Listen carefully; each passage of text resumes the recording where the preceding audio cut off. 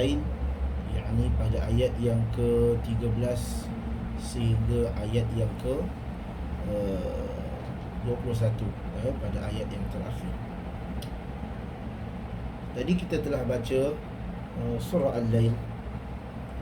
Kalau kita lihat secara imbasnya, surah Al-Lail ini merupakan surah yang Allah Subhanahu wa ta'ala turunkan berkaitan tentang bahagian orang yang suka menderma dan bahagian orang yang bakhil, yakni orang yang kedekut, tidak membelanjakan hartanya yakni pada jalan Allah Subhanahu wa ta'ala. Ya. Jadi kalau kita lihat pada surah Al-Lail ini, Allah akan menceritakan keadaan, yakni bagaimana Allah Subhanahu wa ta'ala menceritakan tentang akibat dan juga bagaimana suasana neraka bagi orang-orang yang bakhil. InsyaAllah kita akan lihat pada ayat yang ke-13, yakni pada ayat yang kita baca sebentar tadi. Pada ayat yang ke-13, Allah Subhanahu wa ta'ala memulakan wa inna lana lal akhirata wal ula. Setelah Allah menceritakan tentang keadaan orang yang bakhil, maka Allah menyatakan bahawasanya wa inna lana lal akhirata wal ula, dan sesungguhnya milik kamilah akhirah wal ula, dan yang awal itu yakni dunia.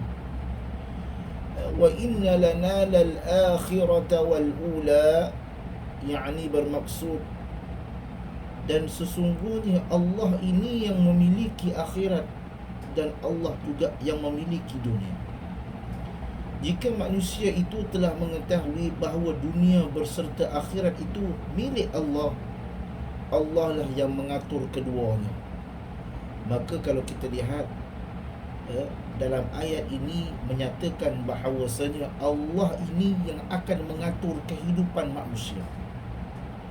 Sekiranya kita merasakan bahawa infak itu akan menyulitkan kita, dan kita merasakan bahawasanya kita bersedekah ataupun kita tidak mahu membelanjakan harta pada jalan agama, maka segala yang kita rasakan sulit itu.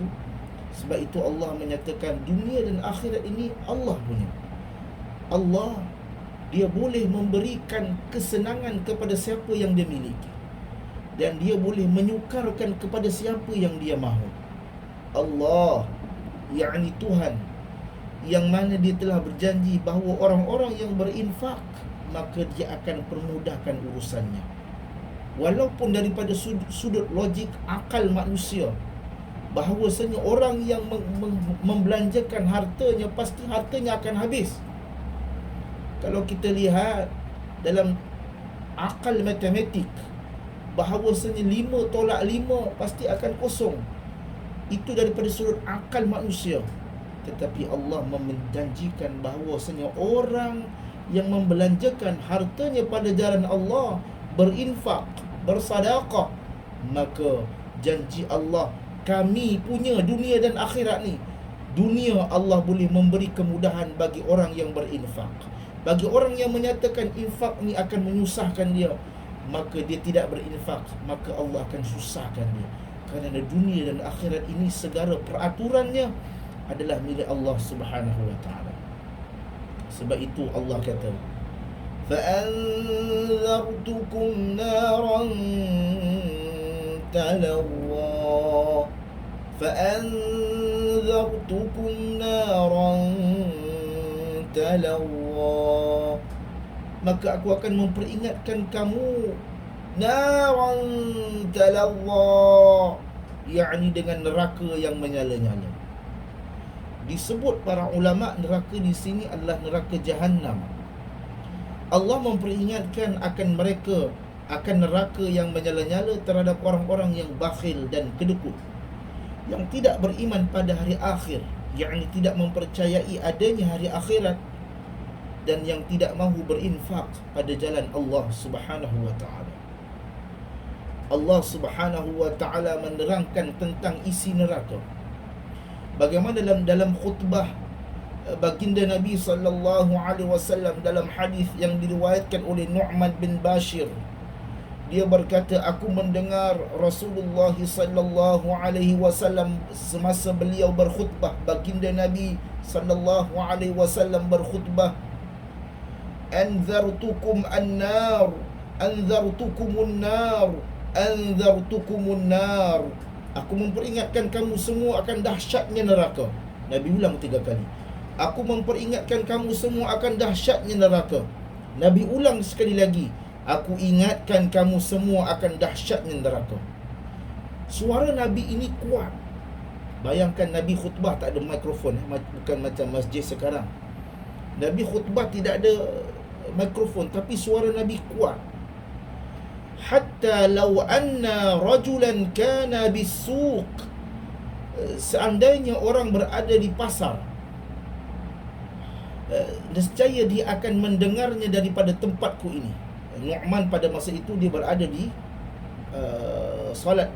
Pada waktu itu dia bersama dengan Nabi ketika Nabi menyampaikan khutbah. Pada ketika itu seandainya orang yang berada di pasar pada ketika itu, maka dia akan mendengar suara anzartukumun nar. Aku memperingatkan kamu tentang dahsyatnya neraka. Kemudian Nu'man berkata, sampai-sampai selendang yang berada di bahu beliau jatuh ke kakinya.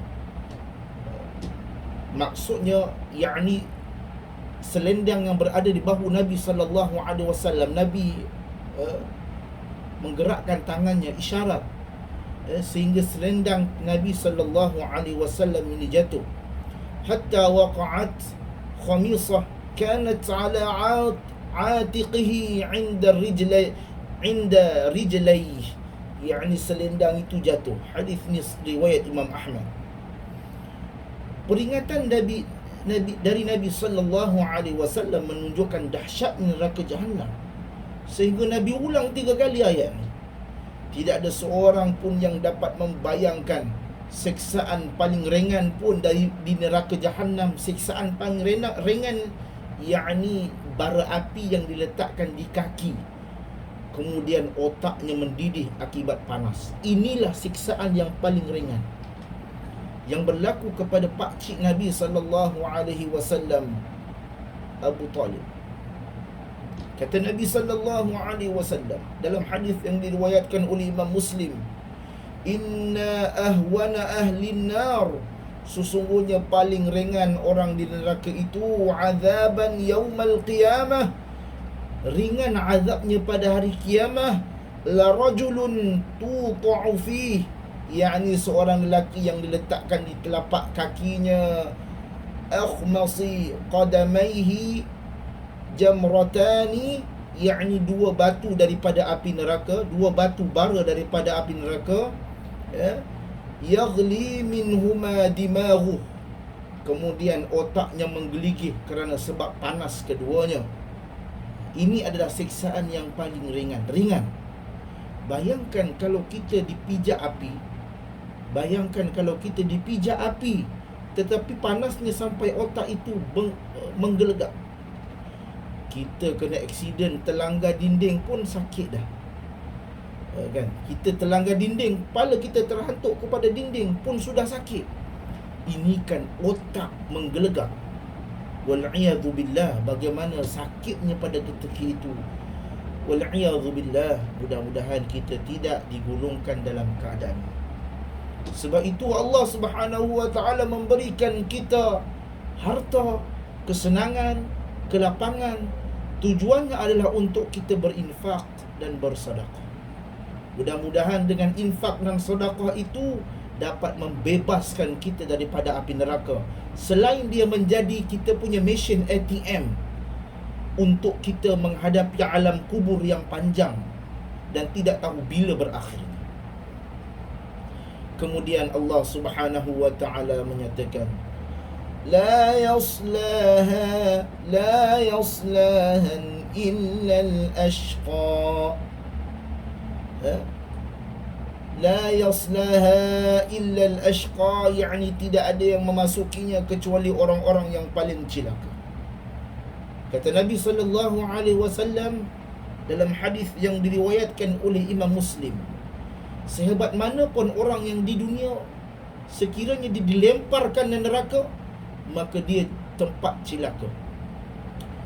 Sebab itu kata Nabi sallallahu alaihi wasallam, yu'ta bi an'ami ahli dunya wa min ahli an-nar yaumal qiyamah. Pada hari kiamat nanti akan didatangkan penduduk neraka yang ketika di dunia dialah orang yang paling merasakan kesenangan di sana. Thumma, kemudian dia berkata, yuqalu ya ibni Adam. Kemudian dicelupkan ke dalam api neraka. Dicelupkan ke dalam api neraka. Kemudian ditanya, wahai anak Adam, hal ra'aitu khaira, adakah kamu pernah merasakan kebaikan sebelum ini? Ini Nabi Adam, anak Adam, dicelupkan. Pada masa di dunia ini dia senang, orang kata mewah, hidupnya mewah. Dia dicelupkan ke dalam api neraka. Api neraka dicelupkan sekejap, yakni dimasukkan ke dalam api neraka dalam waktu tempoh yang singkat, sekejap. Kemudian ditanya kepada anak Adam, ya bani Adam, hal ra'aita khaira, adakah kamu merasakan kebaikan sebelum ini? Yakni kebaikan di dunia, pernah rasa tak? Ada tak rasa-rasa kebaikan? Kemudian, apakah kamu merasakan nikmat sebelum ini? Qattu hal marra bika na'im. Kemudian anak Adam tu menjawab, wallahi la, wallahi, fayaqulu la. Dia berkata tidak, wallahi, demi Allah, wahai Tuhan, demi Allah.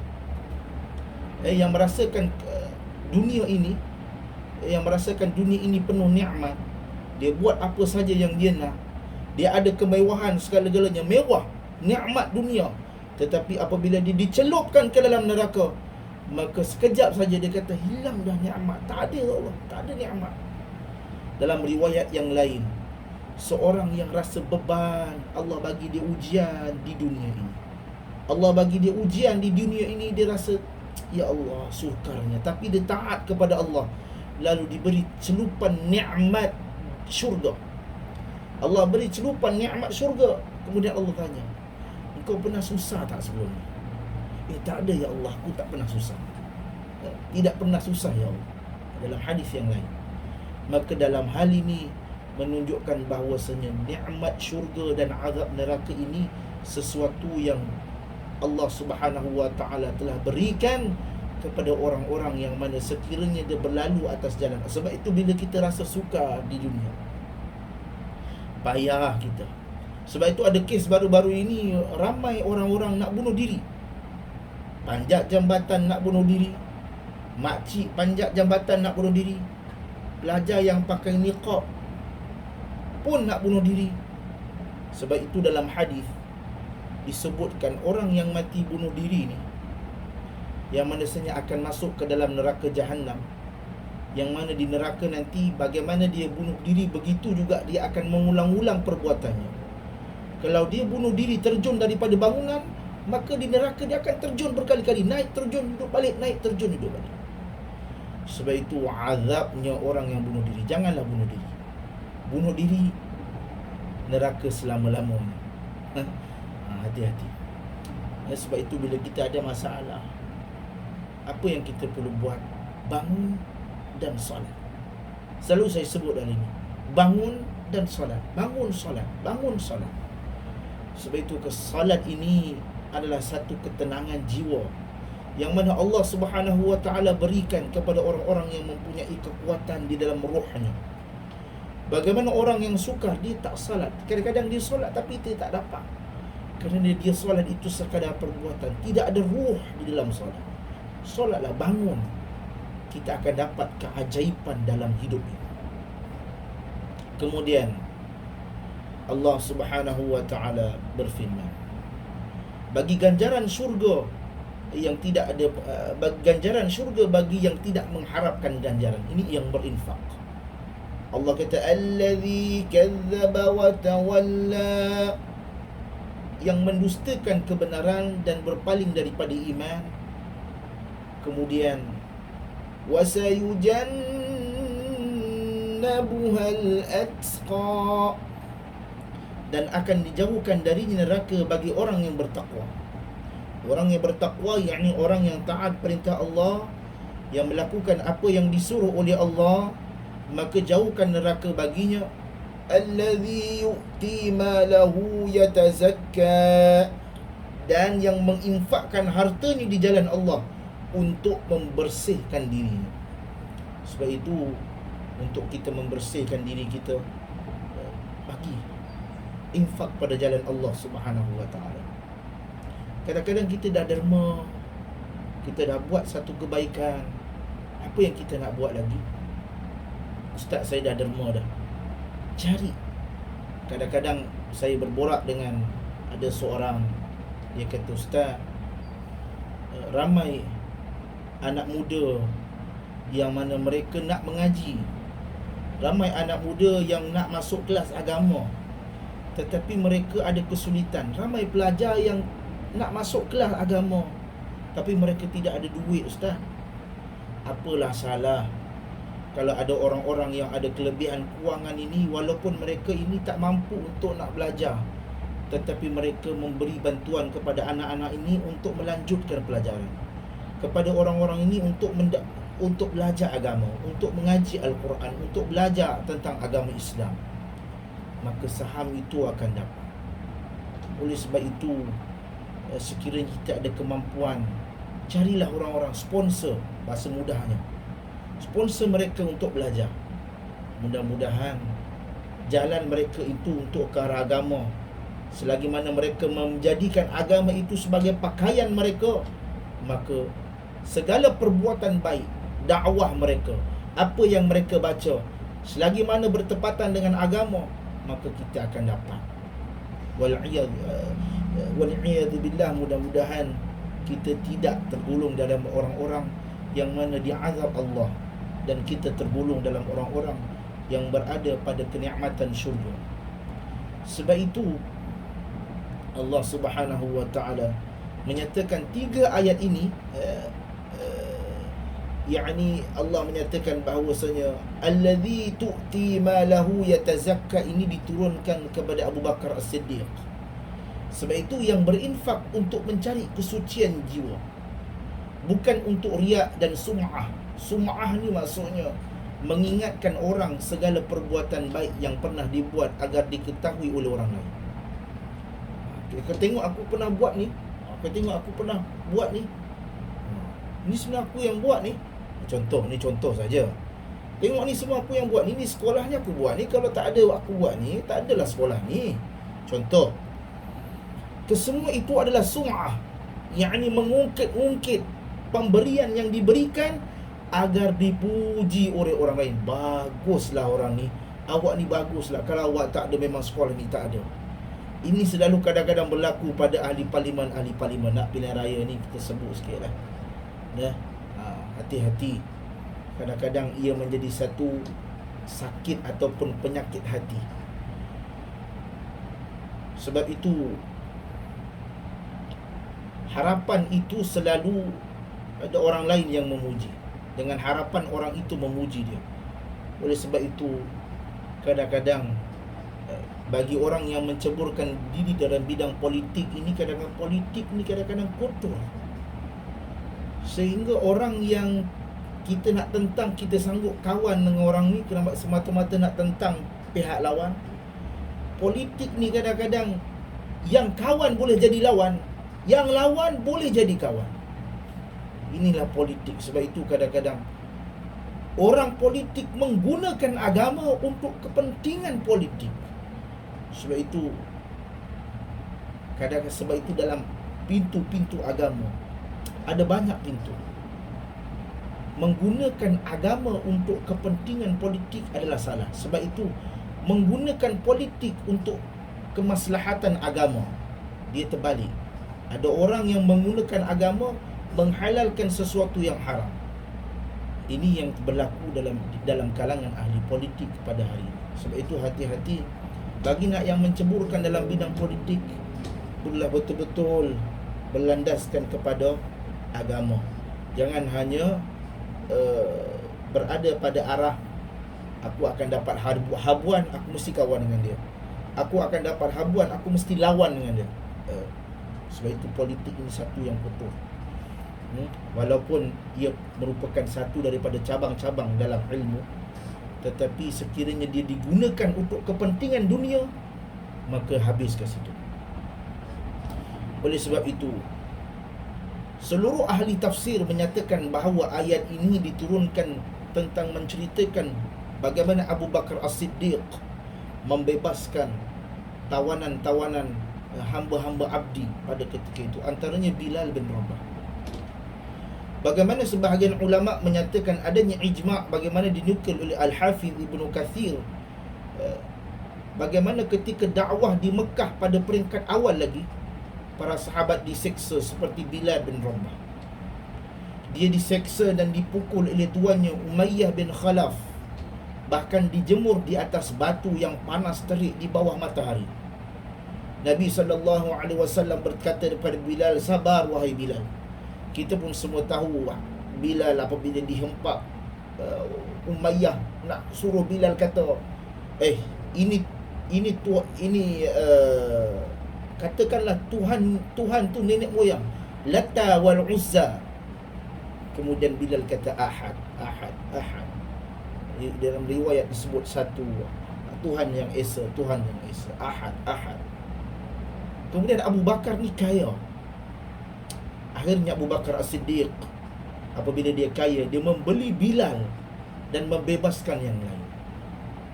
Sebab itu Abu Bakar telah membebaskan 6 atau 7 budak yang lemah, antaranya Bilal dan antaranya Amir bin Fuhairah. Dan dia sama sekali tidak mengharapkan ganjaran ataupun balasan dari mereka. Tak adalah Abu Bakar ni bebaskan Nabi bagi pangkat, tak ada. Abu Bakar tidak mengharapkan balasan ataupun tidak mengharapkan apa-apa, melainkan lillahi ta'ala. Sebab itu tatkala Abu Bakar membebaskan Bilal dengan membayar bayaran yang mahal kepada tuannya Umayyah bin Khalaf, maka kaum musyrikin berkata, dia kata Abu Bakar ni sebab dia buat macam itu kerana dia terhutang budi dengan Bilal. Dia terhutang budi dengan Bilal. Kalau tak, buat apa dia beli Bilal mahal-mahal? Dia mesti ada sebab ni. Mesti Bilal pernah tolong dia dulu. Padahal hal ini telah disangkal dalam firman Allah Subhanahu wa taala. Apa Allah kata? Wa ma li ahadin 'indahu min ni'matin tujza. Dan tidak ada seorang pun yang memberikan satu nikmat padanya yang harus dibalasnya. Maknanya tidak ada seorang pun, Bilal ni tak pernah pun berjasa kepada Abu Bakar sehingga Abu Bakar sanggup bayar mahal untuk membebaskan Bilal. Tidak ada satu seorang pun yang memberi nikmat kepada Abu Bakar ini yang Abu Bakar harus balasnya. Tetapi illa batigha'a wajhi rabbihil a'la, tetapi dia memberikan itu semata-mata untuk Rabbihil a'la, wajhi Rabbihil a'la, illa batigha'a wajhi Rabbihil a'la, untuk mencari keredaan Tuhannya Rabbihil a'la yang maha tinggi. Kemudian pada ayat yang terakhir, wala sawfa yarda, dan nescaya kelak dia akan mendapat kesenangan yang sempurna. Sebab itu Abu Bakar ini di antara khalifah yang pertama selepas kewafatan Nabi sallallahu alaihi wasallam. Apabila Nabi sakit, beberapa kali Nabi pengsan, Nabi, para sahabat pada waktu itu solat asar lambat, sehingga beberapa kali Nabi pengsan masih lagi menunggu Nabi nak menjadi imam. Sehingga pada ketika itu nak masuk dah, hampir terlepas waktu solat asar. Pada ketika itu Nabi sallallahu alaihi wasallam menyuruh Khalifah Abu Bakar As-Siddiq radhiyallahu anhu untuk menggantikan beliau pada jadi imam pada solat pada ketika itu. Dan pada hal inilah Abu Bakar As-Siddiq dia menjadi imam tatkala Nabi sallallahu alaihi wasallam sedang sakit.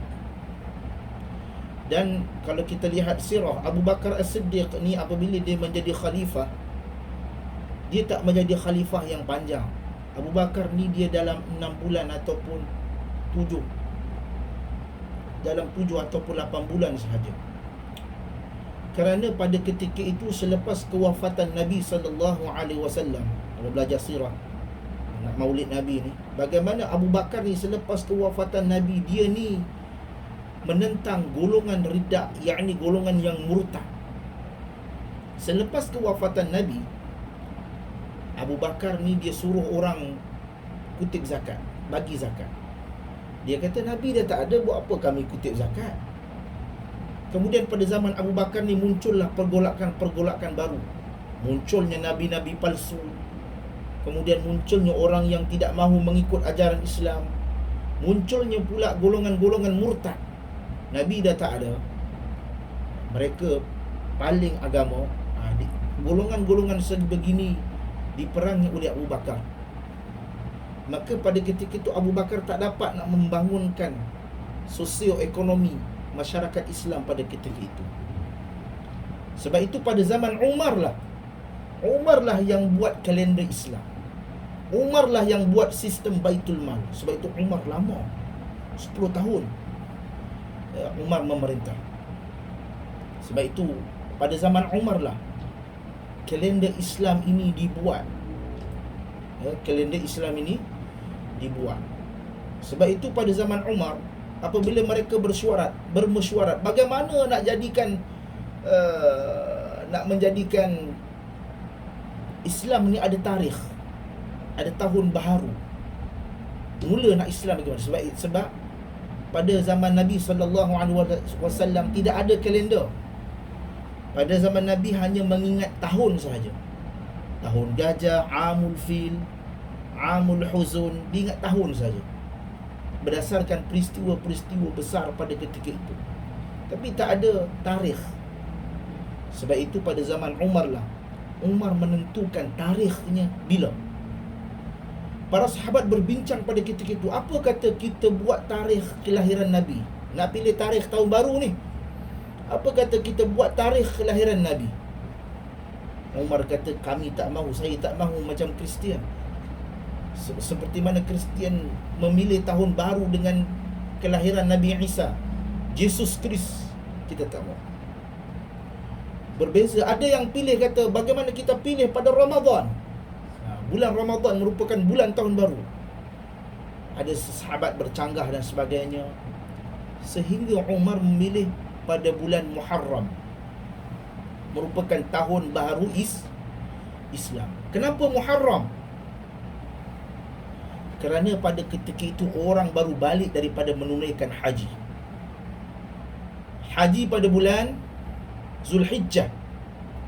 Pada bulan Zulhijjah, apabila orang balik menunaikan haji selepas bulan Zulhijjah, Muharram, orang yang selepas menunaikan haji, mereka bersih, suci, maka mereka memulakan hari yang baru dengan semangat yang baru, dengan azam yang baru.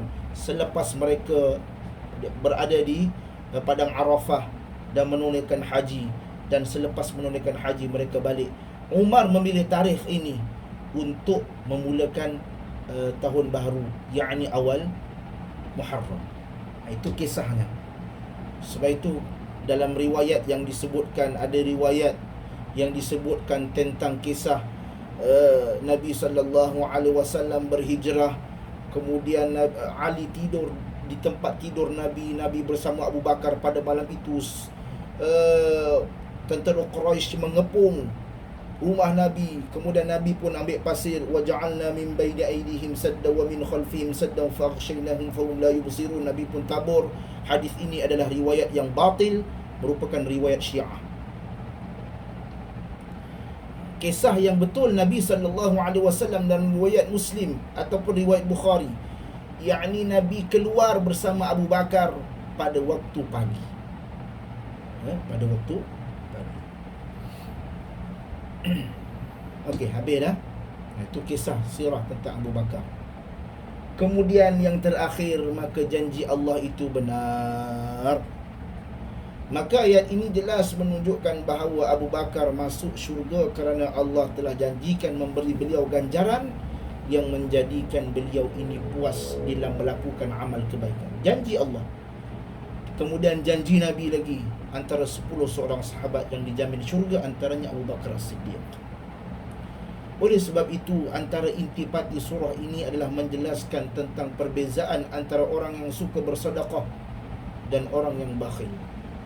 Bahawanya kedua-dua perbezaan ini tidak mungkin Allah menyamakannya. Adapun orang yang berinfak pada jalan Allah, mengharapkan keredaan Allah, yakni baginya dia menuju kemudahan dunia dan menuju syurga. Allah berikan jalan kemudahan baginya di dunia.